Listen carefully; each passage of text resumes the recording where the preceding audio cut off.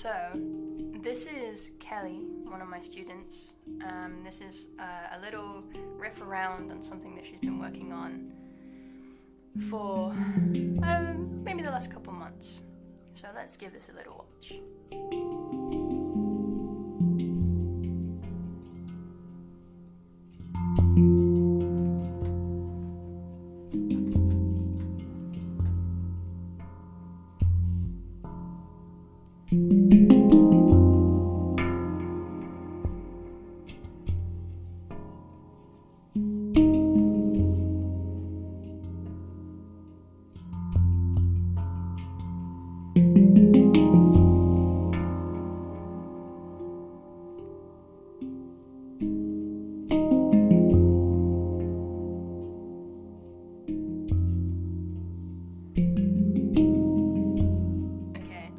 Talk over this just because I know Kelly and I know this is going to be a long one. I think what Kelly's really good at is really showing off the sound of the instrument itself. Like, this is a good quality handpan. I forget who it is. Maybe it's Subtle Sounds, maybe. I know she has one of those. It's an F2 low pygmy. And the touch and the confidence, I feel very, very comfortable listening to this and watching the way her hands move as well.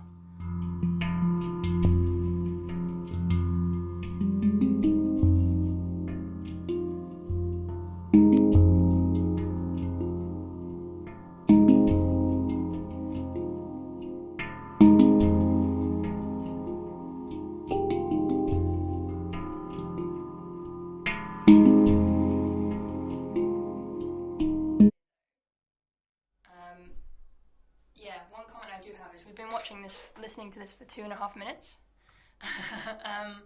and she's certainly in for the long game.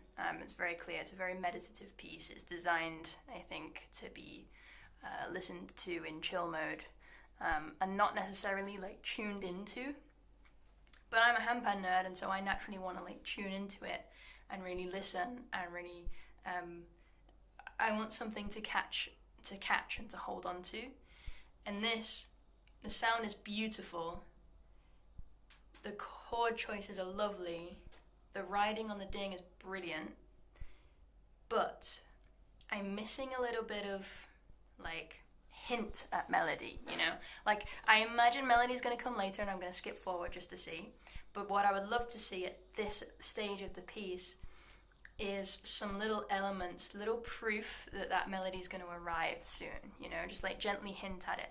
Say, for instance, if I get an F loop pygmy,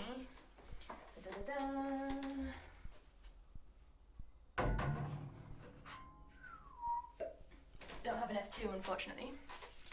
There you go. So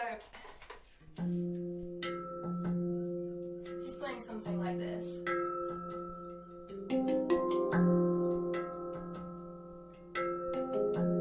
And there's some lovely little runs up the scale, which really shows off the instrument. And she's got such a good, pure tone out of her touch that it really does the instrument justice. But what is missing is like Kelly's character, you know? It's like the melody that she has to say, you know? So like, even if it's just a hint,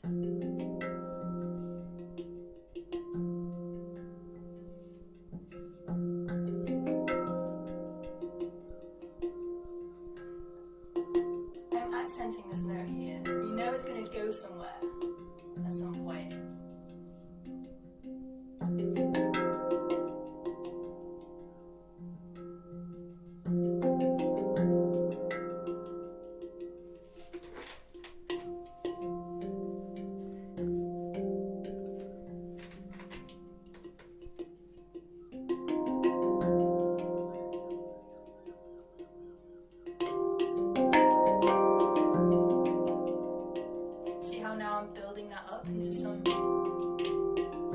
kind of melody.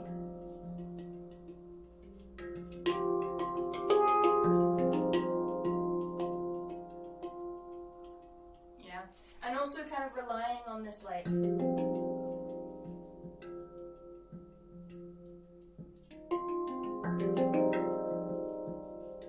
this little run up the scale and then back to the groove, run up the scale, back to the groove. That's really lovely for a little while. But then what I want to see is some clear harmonic decisions as well. Some clear melody decisions and some clear harmonic decisions. Yeah, let's have a little look. Let's see how that's looking.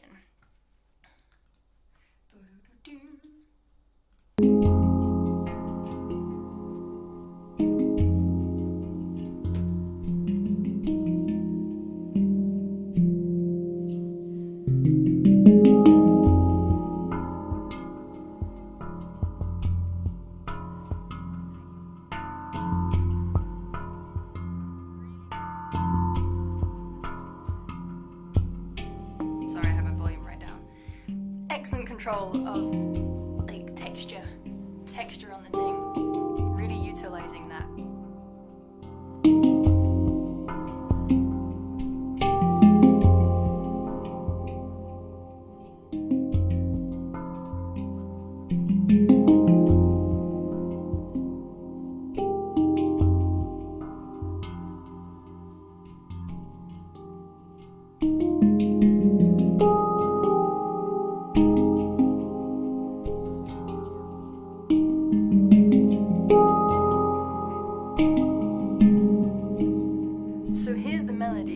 Starting to hear some of that melody that I really wanted now. And then she's bringing it back to the groove. But she's bringing it back to the groove without fully developing that melody idea. You know, I want to see her stay on those higher notes.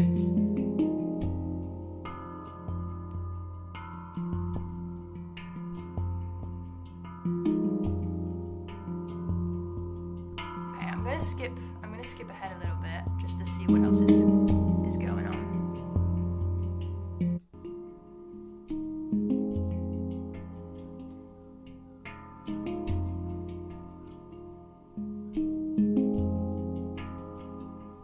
There's the melody.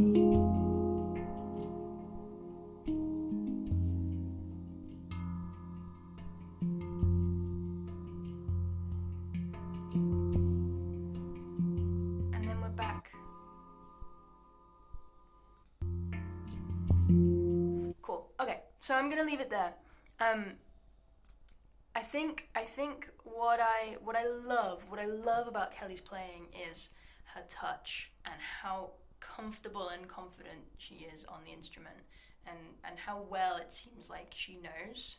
Like, she knows that touching it this way is going to make it react this way, touching it that way is going to do that, etc., etc. She's got a really clear hold on that. I think the trouble with this is that she's locked in on the ding a little bit too much, locked in on that F2. It's a beautiful sound, it's a beautiful tone, but what happens is if you're stuck in that groove on that ding, you've only got one harmony, you've only got one direction, and it can make you feel a little bit boxed in, a little bit trapped. And so then the decisions that she's making melody-wise and which notes she's choosing, I feel, they don't feel super intentional. I feel like there could be a little bit more repetition in the melodies that she's creating. And they don't feel very supported. They feel very well supported groove-wise. There's this really lovely, consistent heartbeat that if you didn't have me speaking over the top of it, would feel really meditative and really, like, yeah, you could just put that on in the background and just be lulled into it. And I think that does its job. That does its purpose so brilliantly. But I just want to hear just a little bit more intention in melody. I think even good, like, meditative pieces, they, like, if you look at the kind of Multi Martins, the Alexes, the change of colours is all those people who are the Constantines, the people who are doing those wonderful long meditation videos are doing a wonderful job of getting you in that kind of trance and playing in a way that isn't too jarring, isn't too overly like, oh, that was cool, what's that, I want to do that, you know, pulls you out of that meditative state. But at the same time, it's very interesting, it's very intentional. There's a clear chord progression happening, there's a clear repeating melody motive happening. And so, yeah, I just want to see a little bit more of that. And I know, because we had a session together just yesterday, I know she's doing more of that now. I want to see a clear chord progression, something that pulls you out of that just consistent groove, and I want to see intentional melody.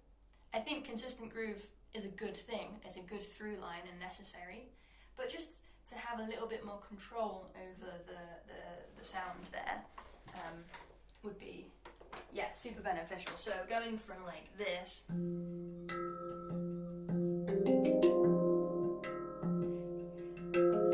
it's just kind of groove and pretty things, right? Which is amazing, but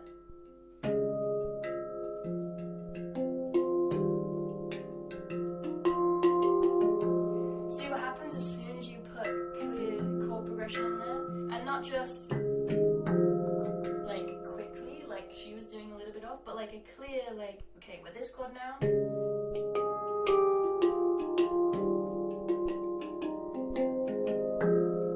right? Chord, bit of melody, chord, that melody, the rhythm of that melody repeated. I played the same thing, but I played it lower down the scale, right?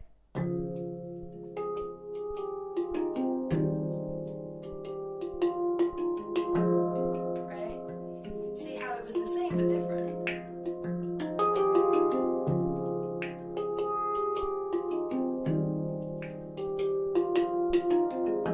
Right? With something ever so slightly different at the very end. And then we can come back to that groove. But it's clearly within the F minor chord with the ding at the center of that.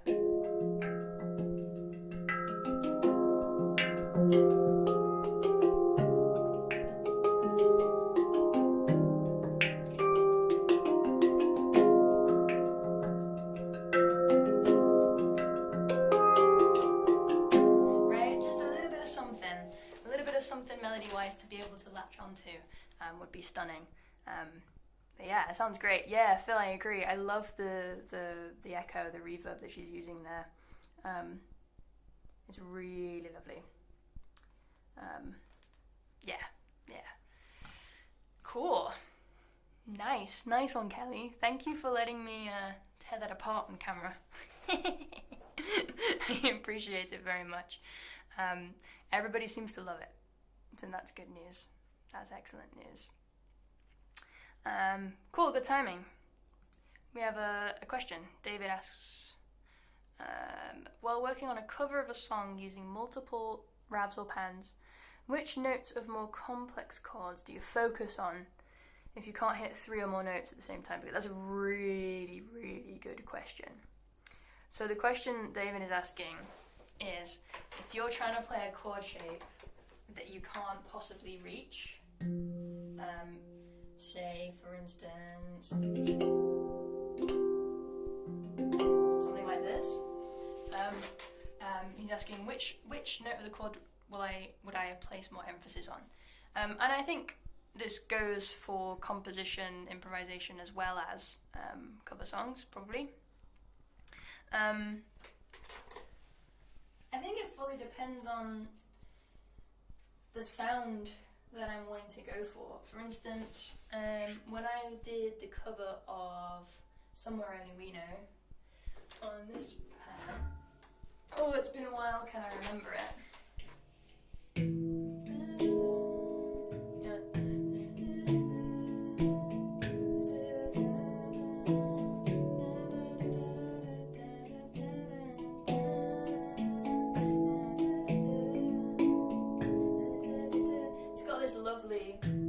It's an A major. I can't reach all of those notes at the same time, so what I do is I ground it in the root of the chord first, which is the low A, if you're able to do that, if your extensions allow for that. If it doesn't, I ground it in whatever feels comfortable and is low, super low, probably, I don't know, it doesn't matter, whatever is the lowest note basically.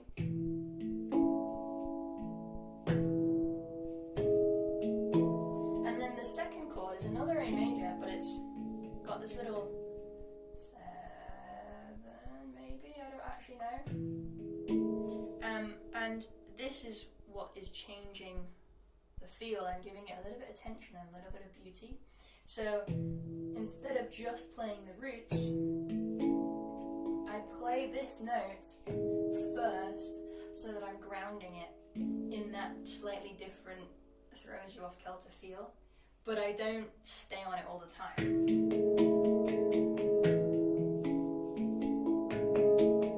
Because then it would be too much. So I just hint at it.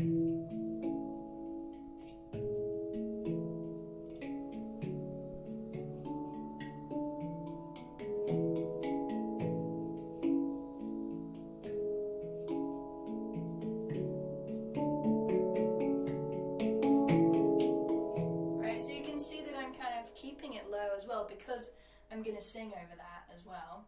I'm keeping it kind of low and then just hinting at that nice juicy note there. But it depends, like, if you might be using or hinting at specific little melodies within chord progressions. Like, it depends on the context of the chord progression. For instance, some chord progressions like clearly have like a step down, ding, ding, ding, ding feel to it. In which case, halfway through that, I wouldn't want to suddenly be placing more emphasis on a note that is higher on the handpan, because that's going to throw off that walking down the stairs feel, right? So it's all about the context that you're working in, what kind of melodies you want to make within those chord progressions. Because you're playing a bunch of notes together, or you're playing arpeggios together, it's inevitable that your ear is going to latch on to certain notes and certain relationships between notes as those progressions move. And so there's always an element of melody within that. And there's always context of what came before that and what's coming after. So you have to think about all of these things in relation to the stuff around it, basically. That's a really cool question, David. Thank you. Sweet. All right, so Phil, you're next. Bum, bum, bum. For anybody who's just joined, today we are having a look at a couple of student videos. I'm sharing bits of them with you here on the live stream and then ripping them apart and saying what's good and what's not good, because I've deliberately asked people that I know are already kind of well on the path and doing a great job, that I think would be interesting to deconstruct and what I want to see where they're going. So that's the plan today. Also, I forgot to mention, there's a couple of links in the description of this video, a couple of little donation links. The top one is for a friend of mine, Yolanda. She's amazing. You've seen her on the internet without knowing, probably.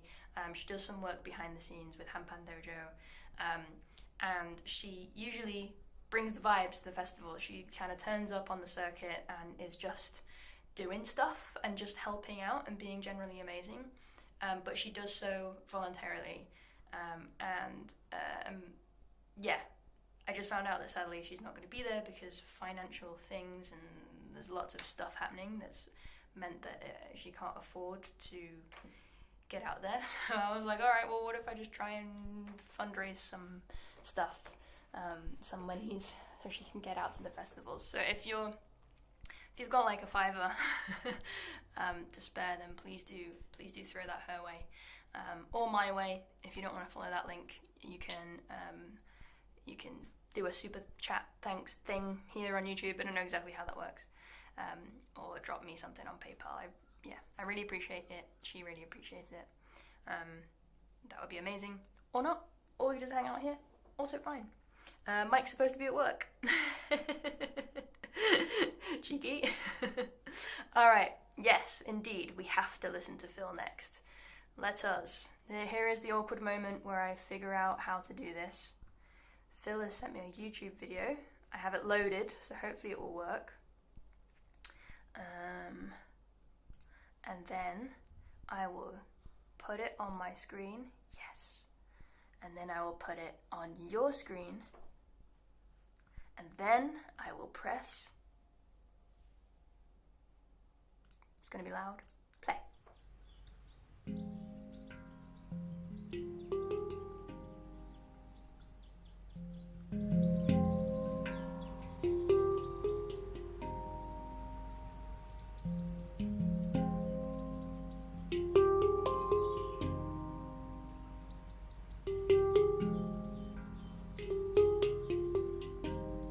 Okay, already, I feel like Kelly and Phil, I'm so glad that I chose you guys, reached out to you guys. Now having watched the videos, I feel like you make the perfect, between you, you're like the perfect handpan player. Because you like cover each other's, what's the word, these ones and these ones. Skills and less skills. In that, as soon as I'm watching that clip, Phil is choosing some lovely intentional melodies. Yes, Henna, good point. Nope, not Henna. Into existence. Excellent point. This is also an F2. Everyone needs to show it off that they got an F2. And triplets. Yeah, good job. And Colin also has an Isabai. Amazing. Yeah, so Phil, I'm seeing him again riding on the ding a little bit, but already choosing some very intentional melodies. I'm just going to go back and, sorry, I'm looking at myself, aren't I? I realise, because I'm looking at the chat here. Okay, let's watch that again, and I am going to make it a wee bit louder, just a wee bit.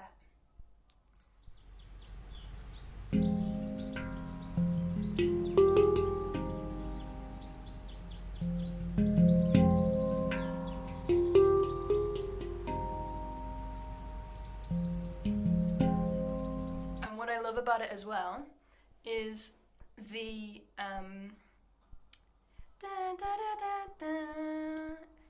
then something answers, right? So Phil, what he's doing here, he's got a little melody and then he brings it back to that like consistent ding thing that's happening, those bass notes, but he does a little thing that's mirroring the melody that is done up here. Not mirroring, but answering. It's like a little call and response, and it's subtle, but it really works.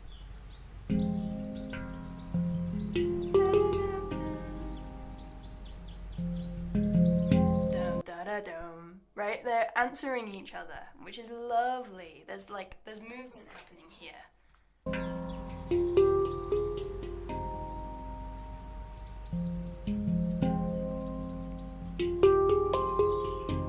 And then juicy triplets.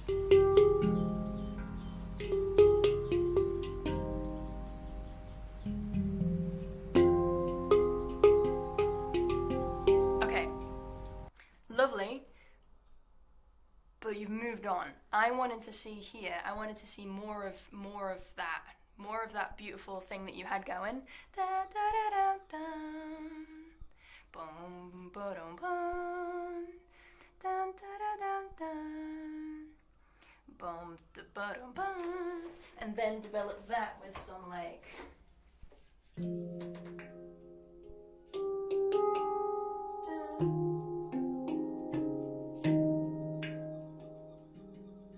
whatever it was. And then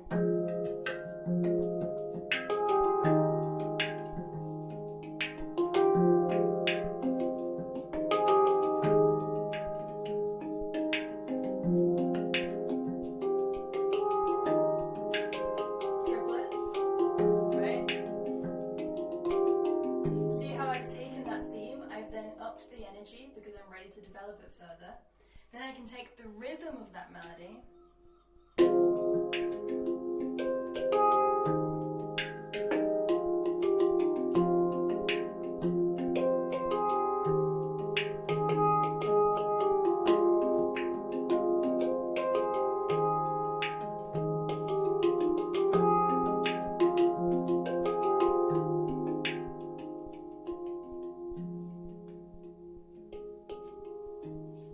and then go back to the original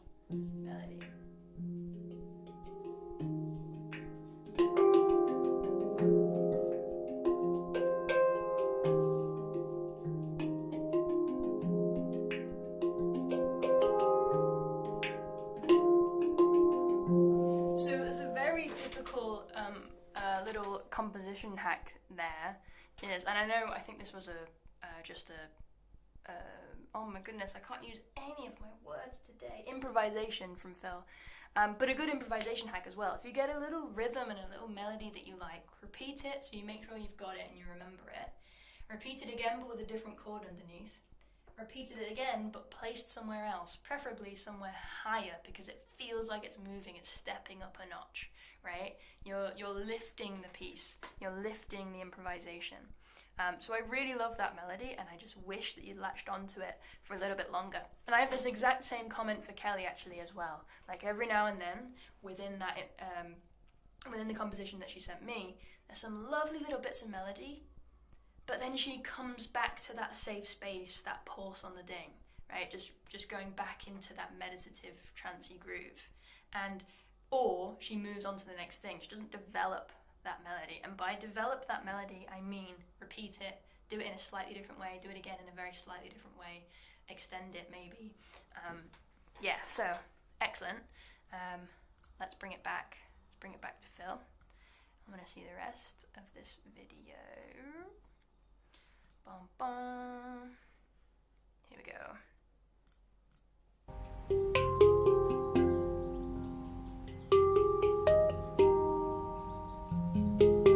Change time signature now.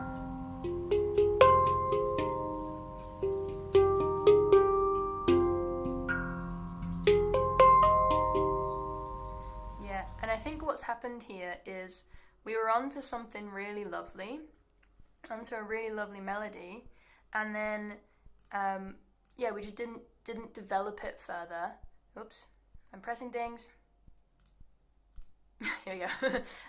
We're onto a really lovely melody, and it was rooted in that ding, but instead of developing it further, he moved on to the next thing, and the next thing that he moved on to was all high notes, and suddenly that ding was gone, and it really feels ungrounded. It's like, oh, we're somewhere else, and we didn't develop the last thing long enough to feel comfortable to move somewhere else yet, and suddenly there's no ding like rooting me in this anymore, and it's all kind of thin and up here now. If you want to transition to that, because it's still beautiful, but to do that in a more comfortable way, we need some kind of scale run, we need something left over from the last thing, maybe just one bass note rather than the overpowering ding. Just something, a little thread to make that all run through nicely. Alright, let's see some more. Here's the ding, it's back.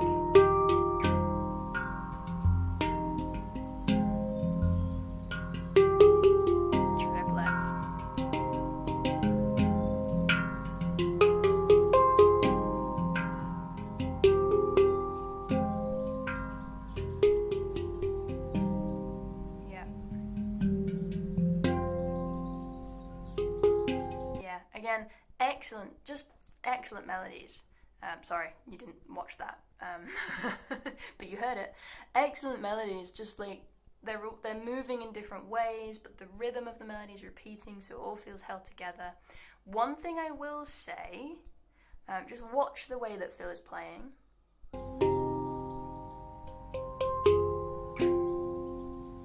See how high his hands are coming up?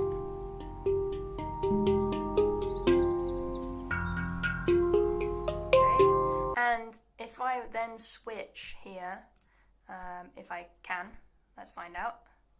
I want you to watch the way that Kelly plays, because she's also got a lot of movement in the way that she plays, but it's a bit more controlled, it's a bit closer to the instrument.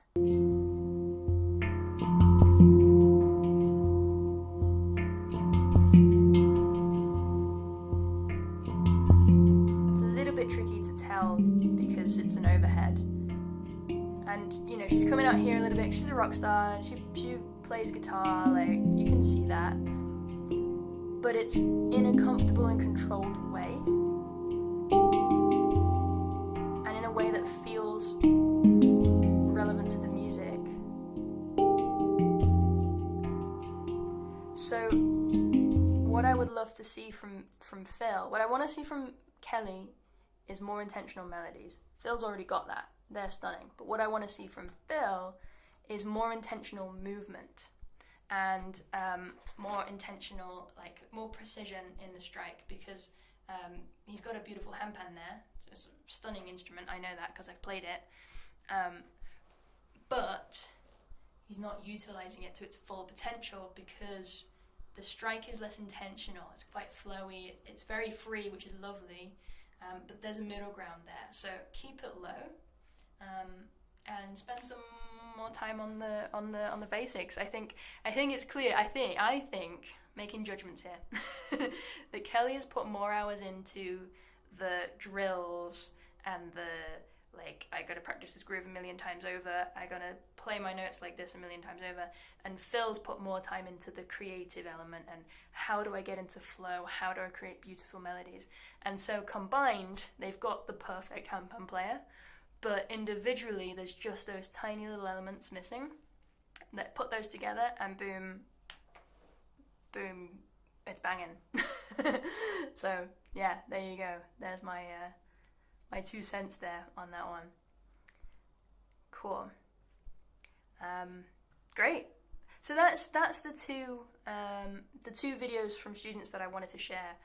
The next step is I want to share with you the single that Rosie and I have released today, handpan composition that we released together. Now it's a little bit different because it's 2 people playing, but I want to show you some of the compositional decisions that we've made in terms of melody making and all that kind of thing. And yeah, compare that to what we've talked about already today in the stream.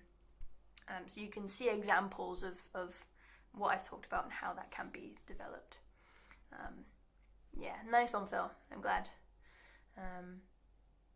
Cool, Yusef has the same F2 like Pygmy and asks, hi Amy, assuming you have 3 dings on your handpan, yeah. What is the best way to transition between all 3 dings to cover ground and transition between them all? Don't transition between them all the time. You don't want to cover all the ground all the time, right? That would get boring very quickly.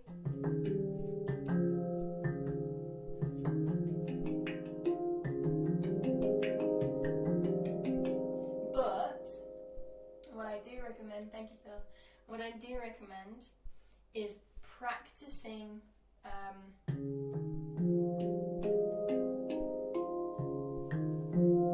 just moving between the bottom and the top.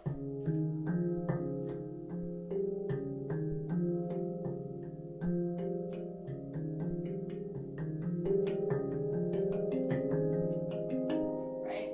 And then slowly working your way up the scale. Don't go at that speed until you're comfortable. Just so you can get a feel for shifting between the top and the bottom. And I've done a video on this that's going to come out next week, and I talked about it a lot in yesterday's live stream. What I recommend is actually figuring out what chords you have on your instrument and only playing the bottom notes where they're relevant to that chord.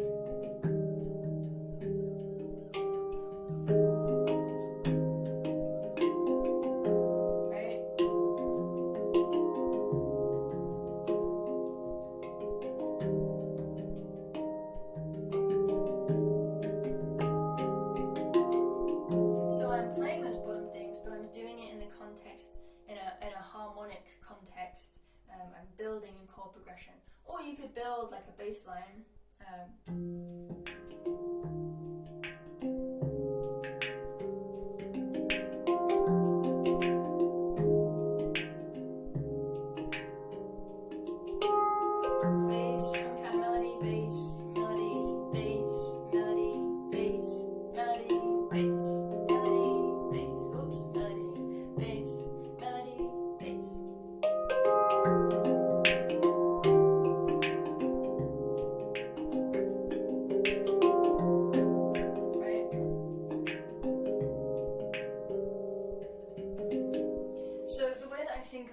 Having 3 dings, especially on an F-low Pygmy, I don't really think about them as dings and unless it's an F2 and the thing that I'm going to groove on and hold it together. I actually think about it as very much part of the scale and part of the melody that's happening, because they're all so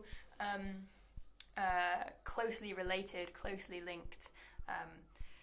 you know, in other instruments, like the F2 for instance, or the D chord, there's a big gap between the ding and then the first note of the scale. It jumps by 5 notes. Whereas on these, those notes are right next to each other in terms of keys on a piano. So they're very much like part of it together. So I on the low pygmies, I think of them as part of the melody, very much. Yeah, cool. Hey, Cornwall, nice. Yeah, thanks so much, Phil. Thank you for the donation. I appreciate that very much. Sweet. Alrighty, how long have we been going? Almost an hour. Excellent. So, next stop, if you do so please, is a little sharing of the piece that Rosie and I have just released today. I'm getting it up on the screen now. Here it is. Ta-da! It's an upright video, very professional. So the single that we released today we call it Mumi's Theme, and we've done that because the composition is very much inspired by Mumi's style of playing. If you haven't come across Mumi before, you probably actually have, you don't realise. She did the big viral cover of Nothing Else Matters by Metallica, and also Hallelujah. And she builds handpans. She builds the silver ones that you can see in the background are Mumi specials, and the silver one in this video is a Mumi special. And this one is a D chord 19. And yeah, we started composing this basically the day we got it back to Rosie's house. It's Rosie's handpan. And then we finished composing it while we were traveling months later. So it kind of took a little while because we kind of just left it to do its thing for a little bit. But yeah, what I like about this piece is that it's got 2 clear roles within it. And you don't need 2 people to have 2 clear roles. By that I mean it's got a clear chord progression, and it's got a clear melody. And again, you don't need 4 hands to do that. You can have a clear chord progression.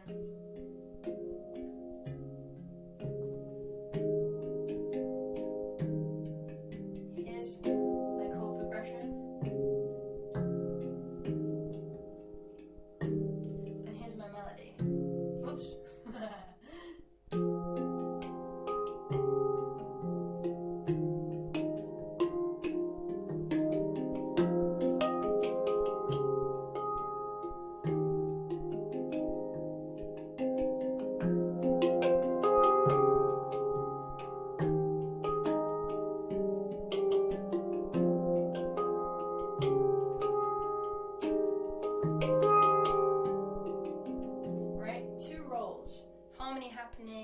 Melody happening.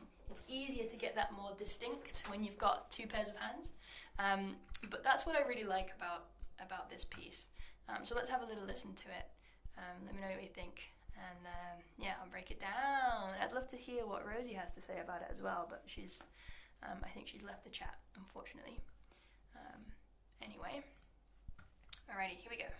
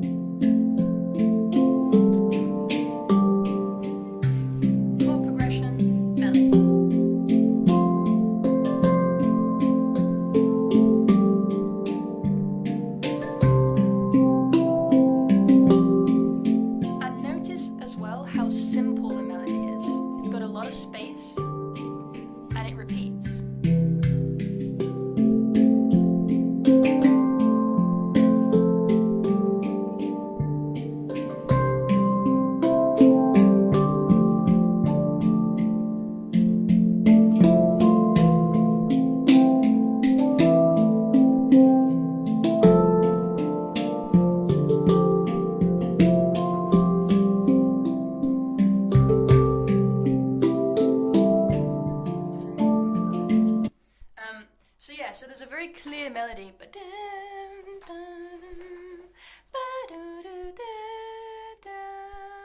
and that's the melody. The second time it happens though, it develops. That's what I mean by development, right? There's something else happening now within that. That isn't, it's the melody repeated so that we can feel comfortable in it, but it isn't exactly the same, so we still feel like there's movement happening, right?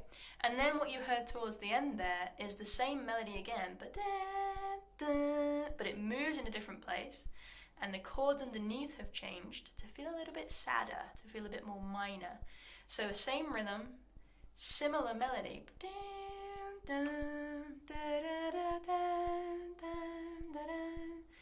but now it feels sad. So again, there's an element of, like, we're trying to tell a story here, we're trying to make it go places, but we're also trying to make it catchy and make it feel familiar and safe.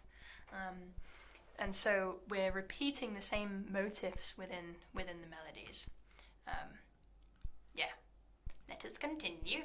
Oh no!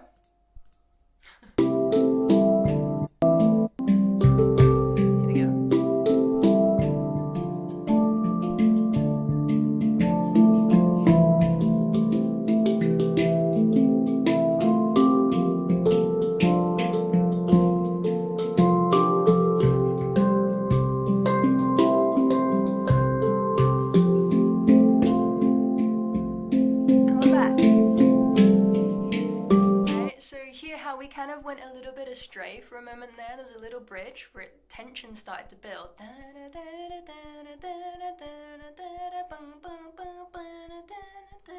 And that's such a simple, I'm just walking up the scale. Rosie's moving between 4 really nice chords, and I'm playing those chords with her essentially, but I'm doing it higher up on the handpan, and I'm choosing, like, as the chords go through, I'm choosing higher versions of the same notes to build the tension.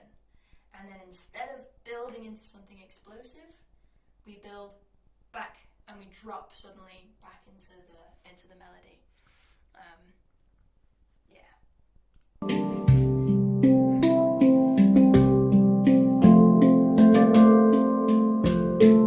And you hear as well how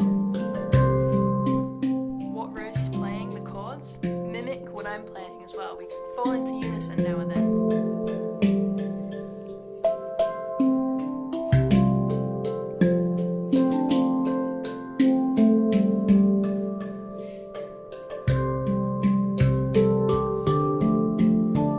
Right? Another fun little thing, and similar to what Phil was doing in his video, is I've played the melody up here now. Okay, cool. Now it's the bass's turn. So it's the same melody again, and this can only really fully be pulled off with an extended handpan, to be fair. But Rosie then plays the exact same melody, just lower down, so it sounds different. If you don't have an extended pan, you can do what Phil did, which was you've got a little melody, and then you've got some kind of answer, some response in the bass notes. That ties it all really nicely together. Or, like I was doing earlier, you can mimic the rhythm of the melody and the movement and the direction. So if the melody goes up, then the mimicked version goes up, but it's just different notes. And that always sounds really beautiful as well. And then here we've gone back to the minor version.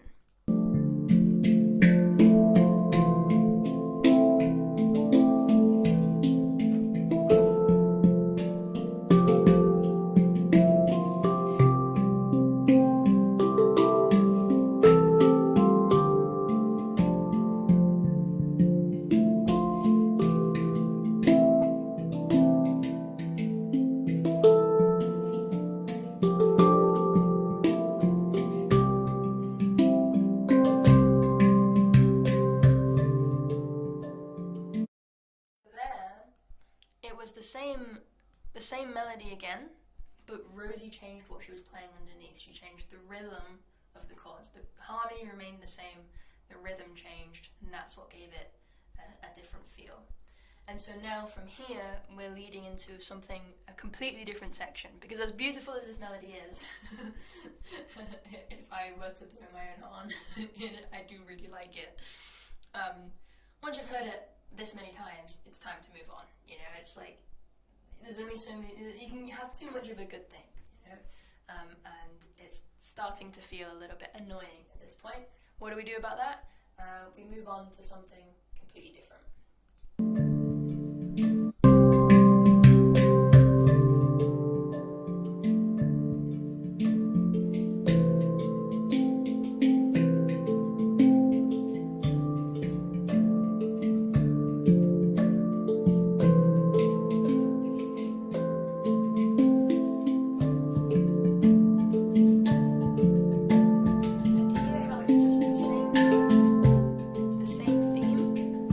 Building a dynamic, we're just playing it quiet and then playing it loud. It's that simple.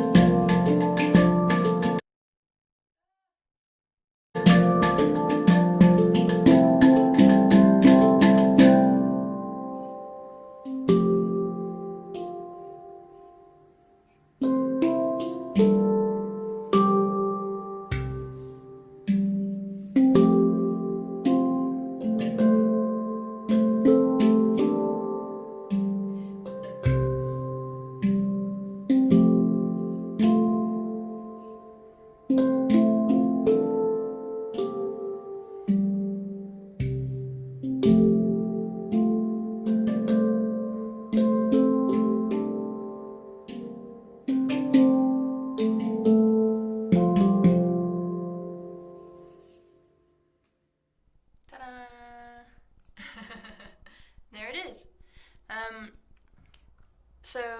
So we had that big build up and then space, which can be really powerful sometimes. If you're like, oh, I don't know where to go at this point, like, what do I do once I've created all of this drama, right? Where do I go with it then? Like, sometimes it's difficult to follow through, to know how to follow through.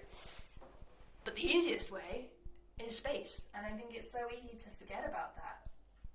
I think Kelly's video that we looked at today did a great job of utilizing space. But I think there are ways that you can place space in powerful places to make it really make a point. And it means that you don't have to think of something really grand and extra and, like impressive or whatever, as that build-up might imply it's going to do. Instead, you can just go with the power of the silence, and that was what we chose to do in that moment. And then we dropped it right down to a really spacious version of the melody. So it's the same melody yet again, but again Rosie's doing something different underneath, moving the harmony in different directions, leaving lots of space because we've introduced that space now, and it would be strange to suddenly go back into something. Basically I'm playing the same melody throughout the entire piece, or a very simple repeating pattern on the high notes, like just 2 notes, and then Rosie's doing all the hard work underneath, essentially. But I think the point that makes is that if you've got a good melody, and that's quite a lengthy melody,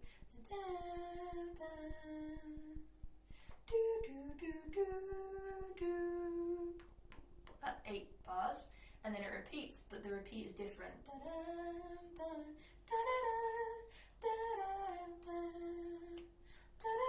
So it's essentially a 16-bar melody. It's quite long, but the things within it are actually just repeating elements. It's just little building blocks. So it sounds interesting, but there isn't really too much to it, at least from my perspective as the melody player. Rosie might have something different to say about that. But yeah, I think that pretty much kind of covers it.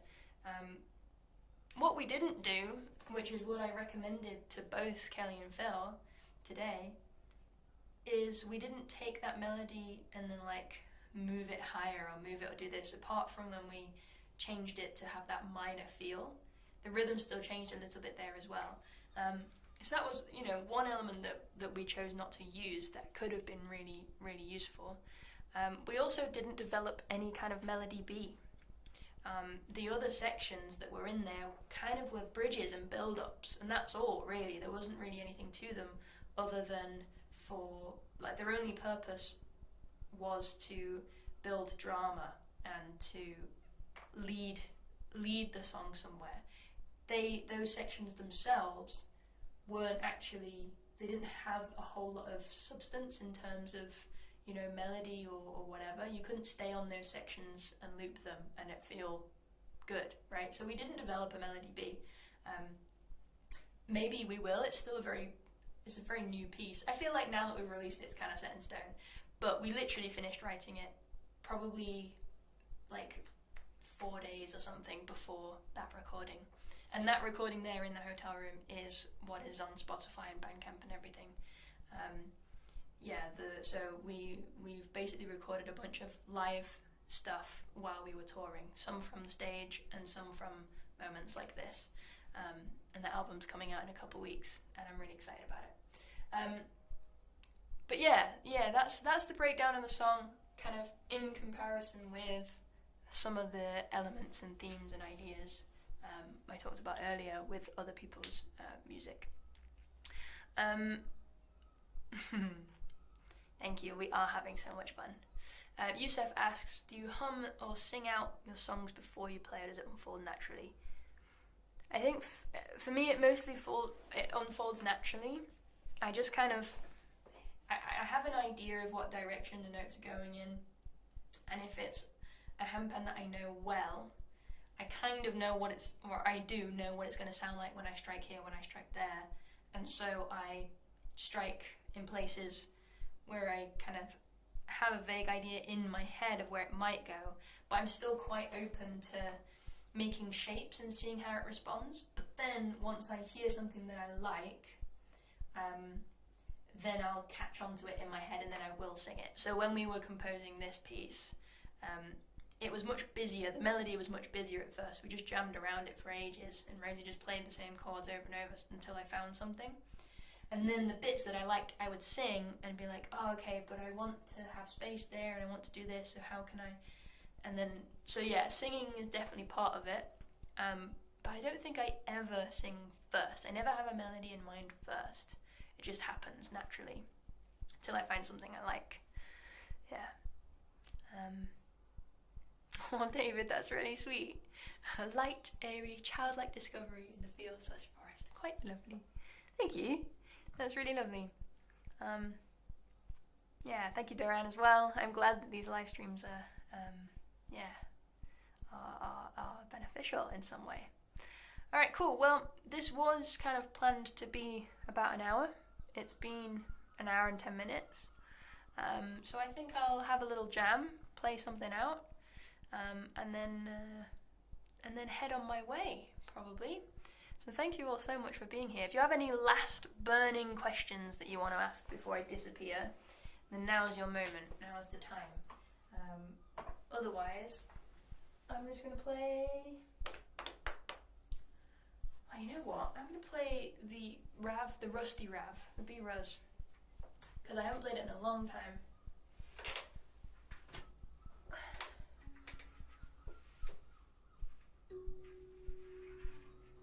And it's not too bad, you can't really see too much rust on there.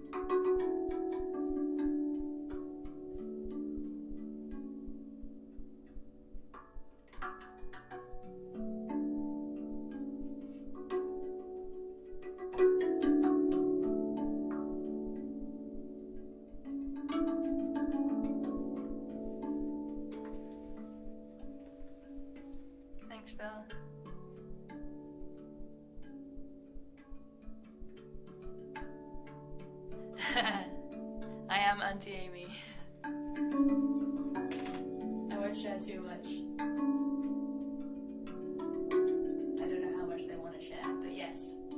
was already an auntie, a real auntie, and I am a real auntie. This is real. Yeah. I also February this year had a new baby niece as well.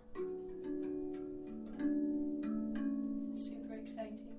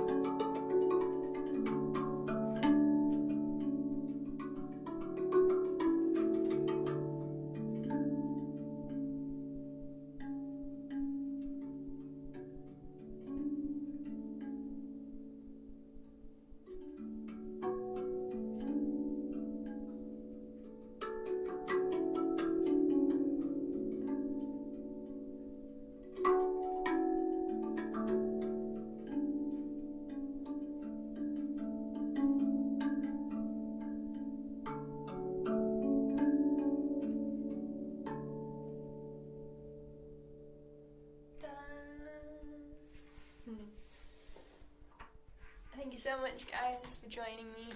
I really appreciate it. Yeah, let me know if you want to see more stuff like this. I love the idea of like, okay, dream time. Well, there's only a few of you left.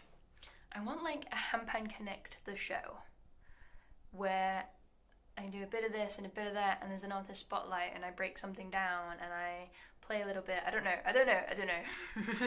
There's other elements in it, but something like this, but a bit more like I actually know how the technology works. That would be ideal, probably. Yeah, so maybe there'll be more things kind of this ilk happening at some point in the future. But yeah, let me know if you're interested in that. Otherwise, have a wonderful day, a wonderful evening, and I will see you at some point in the future, I guess. Yeah, alright gang, thank you all so much. Enjoy!